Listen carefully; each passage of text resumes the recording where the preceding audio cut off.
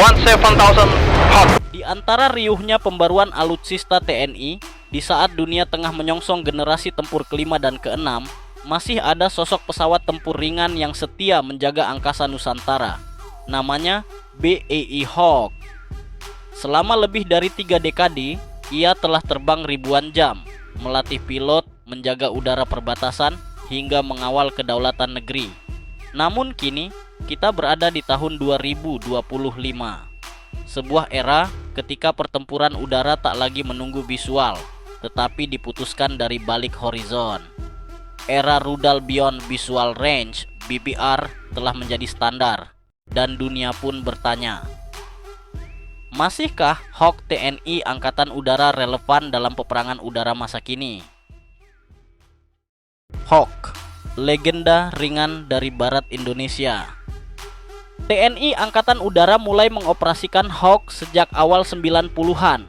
Pesawat ini dipilih karena kemampuannya yang fleksibel, biaya operasional rendah, dan cocok untuk latihan tempur lanjutan. Dua varian utama digunakan Indonesia, Hawk 109 versi 2 kursi untuk pelatihan dan tugas ringan, Hawk 209 versi tempur 1 kursi dengan kemampuan serang darat dan udara terbatas. Di masa jayanya, Hawk 209 adalah tulang punggung skadron tempur di Pekanbaru dan Pontianak. Ia menjadi pilihan ideal saat ancaman belum sekompleks sekarang. Namun, teknologi tak pernah diam. Apa yang dulu dianggap unggul, kini bisa menjadi titik lemah. Saat pertempuran tak lagi butuh tatapan mata, kita tidak lagi hidup di era dogfight, Top Gun klasik. Pertempuran udara modern lebih banyak diputuskan oleh siapa yang lebih dulu melihat, mengunci, dan menembak, bukan siapa yang paling lincah bermanuver. BVR Combat berarti kemampuan mendeteksi musuh dari jarak 100 km atau lebih, mengunci target, dan meluncurkan rudal seperti rudal AIM-120 Amram, rudal R-77, PL-15, dan rudal Meteor MBDA. Pertanyaannya, apakah Hawk punya kemampuan seperti itu? Jawabannya, sayangnya tidak. Hawk tidak memiliki radar AESA, tidak membawa rudal BBR, dan tidak dilengkapi sistem perang elektronik modern.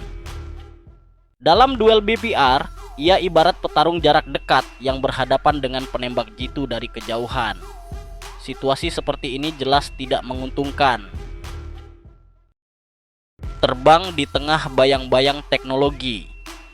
Hawk 209 memang memiliki radar ANAPG-66H, namun itu adalah teknologi tahun 80-an. Radar tersebut hanya efektif dalam deteksi terbatas dan sangat rentan terhadap jamming modern. Selain itu, Hawk hanya membawa rudal jarak pendek seperti IM-9 Sidewinder, yang berarti pilot Hawk harus mendekati musuh hingga dalam jarak visual untuk bisa menembak. Sebuah misi berisiko tinggi di medan perang masa kini. Kecepatan maksimalnya hanya Mach 0,98, belum supersonik sejati. Payload terbatas dan tidak punya sistem MAWS, Missile Approach Warning System, apalagi IRST, Infrared Search and Track. Keterbatasannya nyata dan krusial. Relevansi di tengah transisi. Namun, Hawk belum habis. Ia mungkin bukan ujung tombak, tapi tetap berguna dengan peran yang telah disesuaikan. Sebagai lead-in fighter trainer, Hawk 109 ideal untuk mempersiapkan pilot muda TNI Angkatan Udara menuju kokpit Rafale atau F-16 Fighting Falcon. Sebagai platform serang darat, Hawk masih mumpuni untuk operasi kontra insurgensi atau dukungan udara di wilayah rawan seperti Papua dan Kalimantan. Sebagai pesawat patroli ringan, ia cocok untuk mengisi kekosongan pengamanan udara non-kritis. Dengan pemeliharaan yang baik dan rotasi operasional yang bijak, Hawk masih bisa terbang dengan bangga, meski bukan lagi di garis depan. Dassault Rafale F-15EX dan langit yang berubah. TNI Angkatan Udara tidak tinggal diam. Kontrak pembelian 42 unit Dassault Rafale telah dimulai dan rencana akuisisi F-5EX pun tengah berjalan. Kedua pesawat ini adalah jawaban nyata untuk tantangan era BPR. Mereka membawa radar AESA, sistem peperangan elektronik generasi terbaru, dan rudal BPR modern. Inilah masa depan kekuatan udara Indonesia, dan Hawk, pelan tapi pasti, akan digantikan. Namun kita tidak melupakan jasanya. Hawk adalah bagian dari sejarah panjang TNI Angkatan Udara.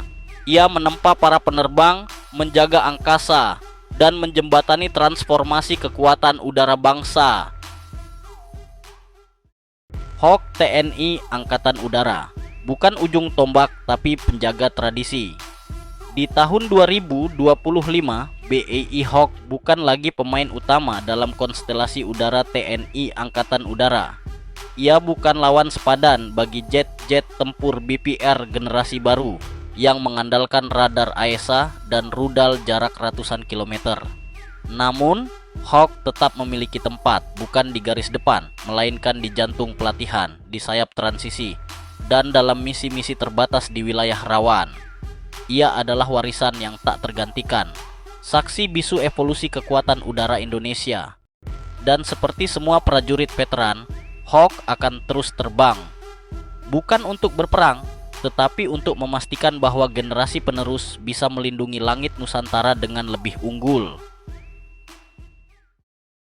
Jika Anda suka dengan konten analisis militer mendalam seperti ini, jangan lupa untuk tekan tombol suka, subscribe, dan aktifkan lonceng notifikasi agar tidak ketinggalan pembahasan alutsista terbaru Indonesia dan dunia.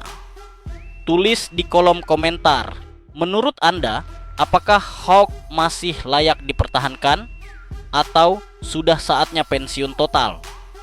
Kami tunggu pendapat Anda karena setiap suara Anda membangun diskusi strategis di komunitas ini. Sampai jumpa di video berikutnya hanya di Update Militer, di mana kekuatan pertahanan bukan sekadar angka tapi strategi dan makna.